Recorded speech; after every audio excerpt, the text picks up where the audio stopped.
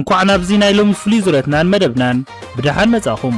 ሎሚ መደብና ሒዛትና ትነግድ ንዘመናት ብጥንታዊ እስላማዊ ክብርታታ ብዕጹብ ማሕበራዊ ኑራኣን ብናይ ነዳዲ ሃብታን ጥራይ ትፍለጥ ዝነበረት ሎሚ ግን ኣብ ማእኸል ዓብዪ ቁጠባውን ማሕበራውን ውሑጅ ምቕያር ትርከብ ሃገር እያ ናብ ምድሪ ስዑድ ዓረብ።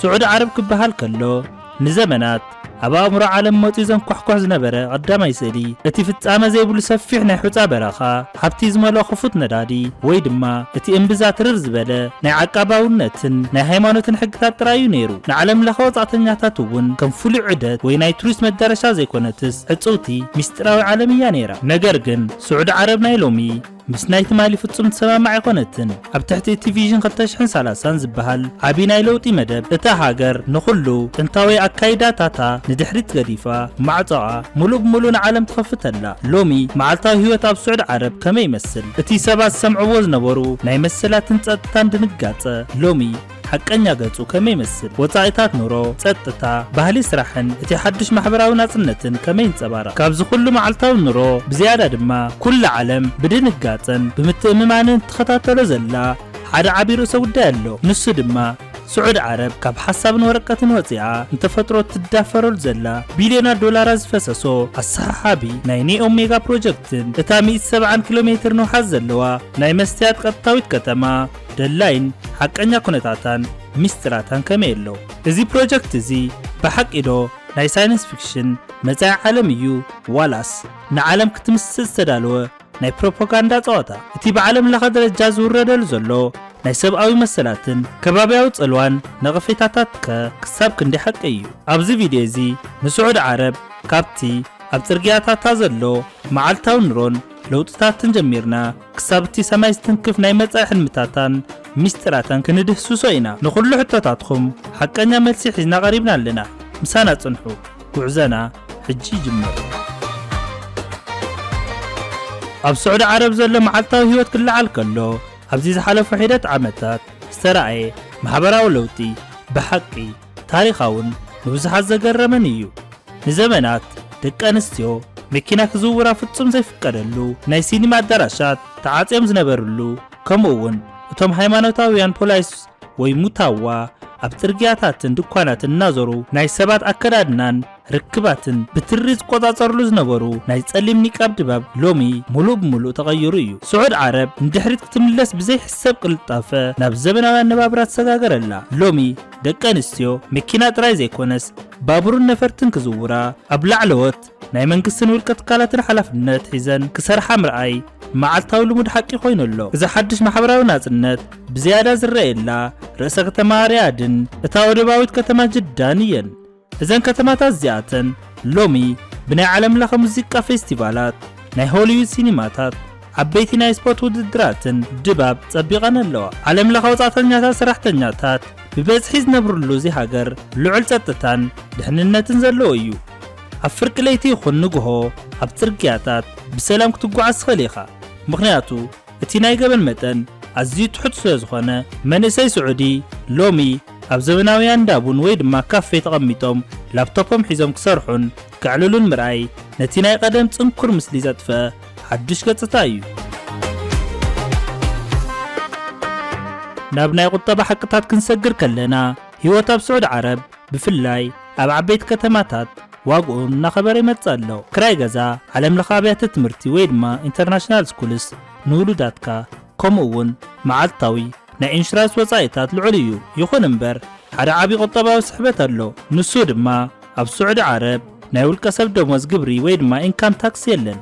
ዝረኸብኻዮ ደሞዝ ሙሉእ ብሙሉእ ናብ ጅባኻ እዩ ዝኣቱ። መንግስቲ 15% ናይ ተወሳኺ እሴት ታክስ ወይ ድማ ቫት ኣብ ኩሉ ድኳናት እኳ እንተተኣታተወ እቲ ካብ ደሞዝ ግብሪ ነፃ ምዃን ግን ንብዙሓት ዓለም ለኸ ክኢላታትን ሰራሕተኛታትን ሎሚ እውን ሃብቲ ክእክብሉ ዝመርጽዎ ዓብዪ ቁጠባዊ ዕድል ኮይኑ ይቕጸል ኣሎ። ነገር ግን እዚ ኩሉ ዘመናውነትን ናጽነትን ክለዓል ከሎ ስዑድ ዓረብ ሎሚ እውን ንባህላውን እስላማውን ክብርታታ ጽኑዕ ሱር ዘለዎ ሃገር ምዃና ክርሳዕ የብሉን። ማሕበራዊ ለውጢ መጽኡ እዩ።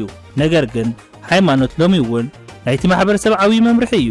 ንኣብነት ኣብ ናይ ጸሎት ግዜታት ወይ ድማ ንሓሙሽተ እዋን መዓልታዊ ምንቅስቃሳት ድኳናትን ቤት ምግብታትን ንሒደት ደቃይቃት ምዕጻው ወይ ሙዚቃ ምቁራጽ ልሙድ ሕጊ እዩ። ከምኡውን ኣብ ህዝባዊ ቦታታት ናይ ኣከዳድና ስነ ስርዓት ወይ ድማ ሞዴስት ክሎዚንግ ምኽባር ደቂ ኣንስትዮ ጸሊም ክዳን ክኽደና ግዴታ እኳ እንተዘይኾነ ክፉት ዘይኾነ ስሩዕ ክዳን ምኽዳን ግን ግዴታ እዩ። እዚ ናይ ዘመናውነትን ናይ ጥንታዊ ክብርታትን ውህደት መዓልታዊ ህይወት ስዑድ ዓረብ ፍሉይ ገጽ ከም ዝህልዎ ገይርዎ ኣሎ።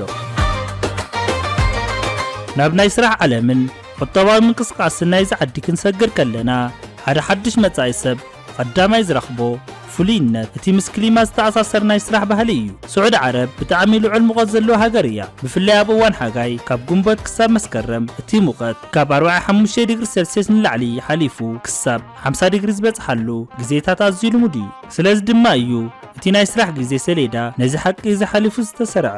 መብዛሕትኡ ናይ ቢሮ ስራሕቲ ንጎሆ ሰዓት 7 ፈረቓን ወይ 8 ይጅምር። ድሕሪ ቀትሪ እቲ ፀሓይ ኣብ ማእኸል ሰማይ ኮይና ሓዊ ክትተንፍስ ከላ ምንቅስቃሳት ይቐንስ እዩ። ናይ ኮንስትራክሽን ሰራሕተኛታት እውን ኣብ ትሕቲ ናይ ቀጥታ ፀሓይ ክሰርሑ ብሕጊ ስለ ዝኽልኽል መዓልታዊ ስራሕቶም ኣብ ናይ ንጉሆን ናይ ምሸት ዝሑል ሰዓታትን ይቕየር። ሰባት ድሕሪ ስራሕ ዕረፍቶም ወሲዶም ምሸት ኣየር ምስ ዝሓለ ንድኳናትን ዕዳጋታትን ክሳብ ፍርቂ ለይቲ ክፉት ኮይኖም የሳልጥዎም። ኣብ ስዑድ ዓረብ ኣብ ዝኾነ ትካል ማለት ናይ ውልቀ ይኹን ናይ መንግስቲ ክትሰርሕ ከለኻ ክትፈልጦን ክትሰማምዖን ዘለካ ዓብይ ሃገራዊ ፖሊስ ኣሎ። ንሱ ድማ ሳውዲታይዜሽን ወይ ድማ ብናይ ውሽጢ ዓደት ፀዋውዓ ኒታቃት ይበሃል። መንግስቲ ስዑድ ዓረብ ነቲ ቁፅሩ እናበዝሐ ዝመጽእ ዘሎ ተወላዲ መንእሰይ ሓይሊ ሰብ ናይ ስራሕ ዕድል ንምኽፋት ኩሎም ትካላት ብመጠኑ ዜጋታት ስዑዲ ወይ ድማ ሳውዲ ሲቲዝንስ ክቆፅሩ ሕጋዊ ግዴታ ይንብረሎም። እዚ ፖሊሲ እዚ ኣብ ዝሓለፉ ዓመታት ኣዝዩ እናበርታዕ ዝመጸ ኮይኑ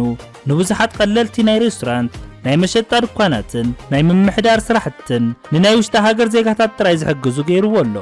እዚ ሓቂ እዚ ድማ ወጻእተኛታት ሰራሕተኛታት ንምምጻእ ዝሓቱ ዘለው ናይ ክእለት ደረጃ ዝለዓለ ክኸውን ገይርዎ ኣሎ።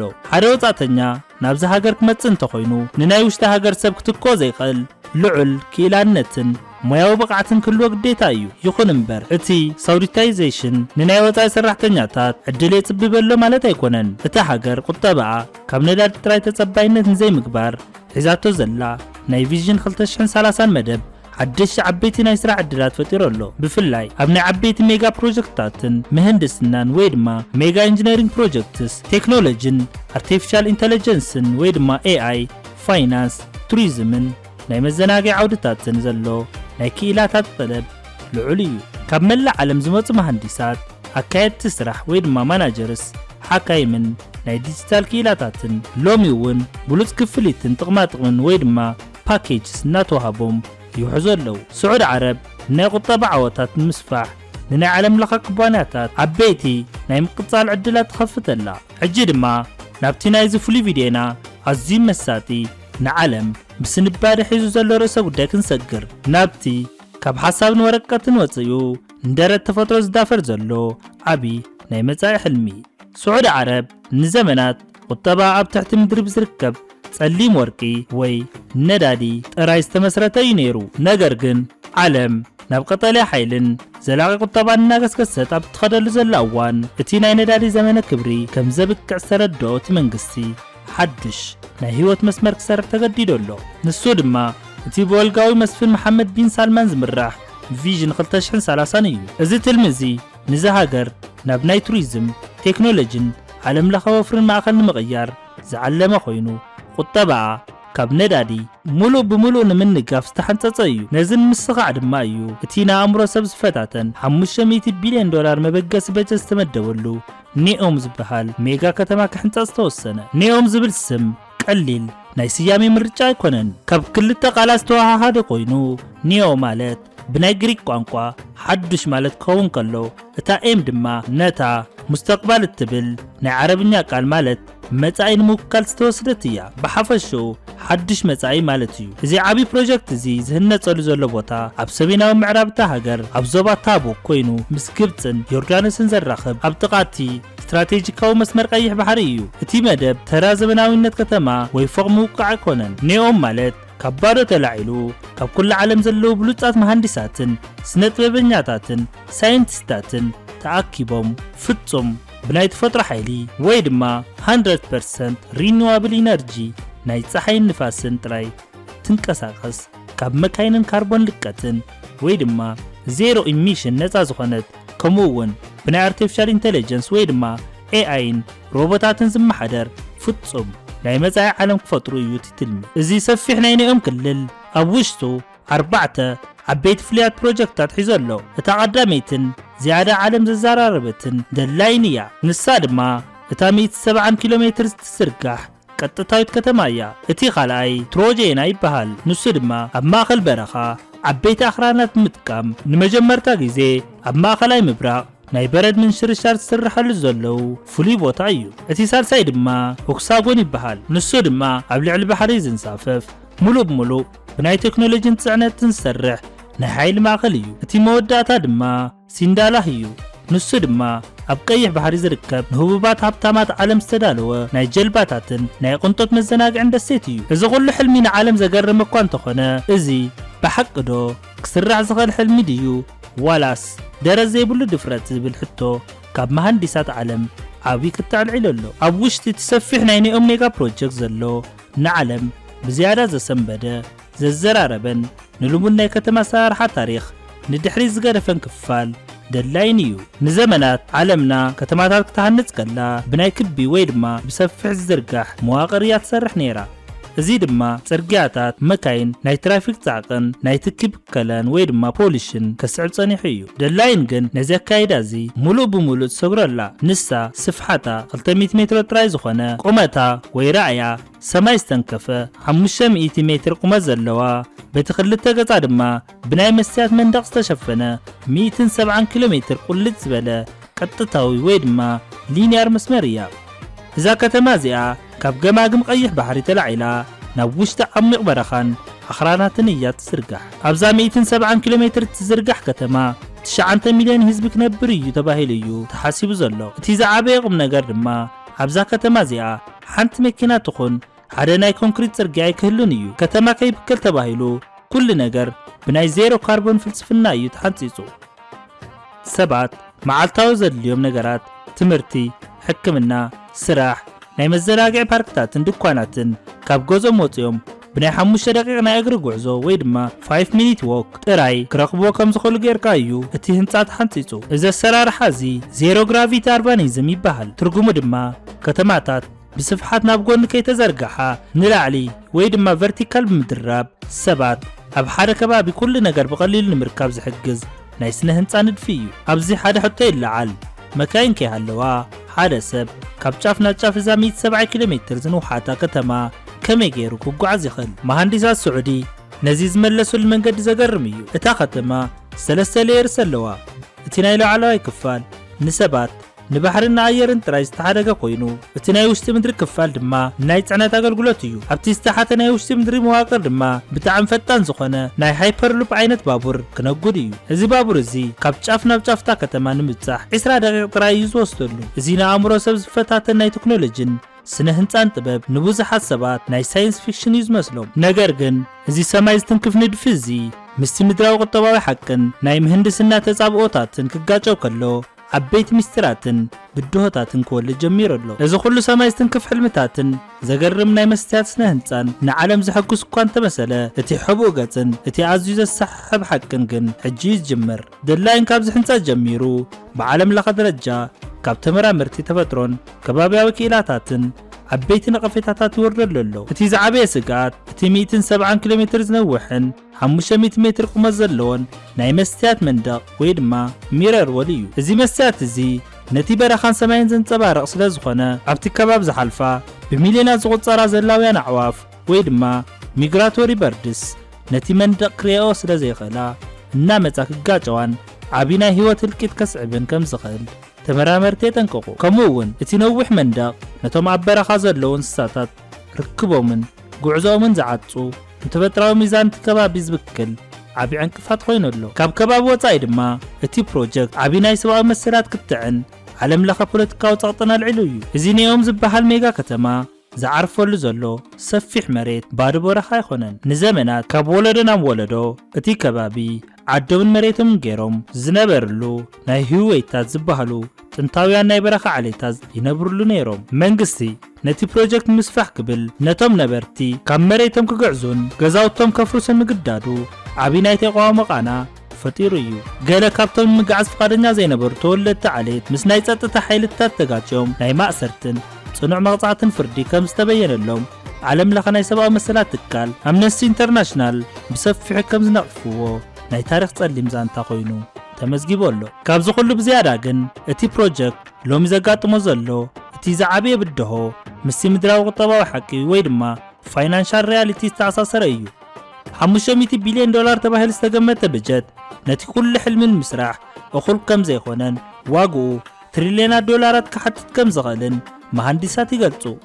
ስዑድ ዓረብ ዋላ ካብ ሃብታም ሃገር እንተኾነት ዓለም ለኸ ናይ ወፃኢ ኣዋፈርቲ ወይ ድማ ፎሬን ኢንቨስተርስ ግን ነዚ ብጣዕሚ ሓደገኛ ዝኾነ ንድፊ ገንዘቦም ከፍስሱሉ ፍቃደኛታት ኣይኮኑን። በዚ ምክንያት እዚ ድማ እቲ ክሳብ 2030 ክስራሕ ዝተሓሰበ ናይ መጀመርታ ዙር ዘላይን ካብ 170 ኪሎ ሜትር ናብ 2.4 ኪሎ ሜትር ጥራይ ክውሰን፣ እቲ ክነብር እዩ ዝተባሃለ ህዝቢ ድማ ናብ ትሕቲ 300,000 ጥራይ ክቕንስ ከም ዝተገደደ ናይ ውሽጢ መርበብ ሓበሬታታት ሎሚ ብግልፂ የቃልዕዎ ኣለዉ። እቲ ሰማይ ዝትንክፍ ሕልሚ ምስቲ ምድራዊ ናይ ገንዘብን ምህንድስናን ሓቂ ክጋጨው ከሎ ኒኦም ሓቀኛ መጻኢ ድዩ ዋላስ ናይ ፕሮፓጋንዳ ጸዋታ ዝብል ሕቶ ሎሚ ካብ ካልእ እዋን ላዕሊ ዓቢ ኮይኑ ኣሎ። ነዚ ኩሉ ዝረኣናዮ ምስጢራትን ሓቅታትን ብሓባር ክንጥቕልሎ ከለና ህይወት ኣብ ስዑድ ዓረብ ናይ ክልተ ዝተፈላለየ ዓለማት ውህደት ኮይና ኢና ንረኽባ።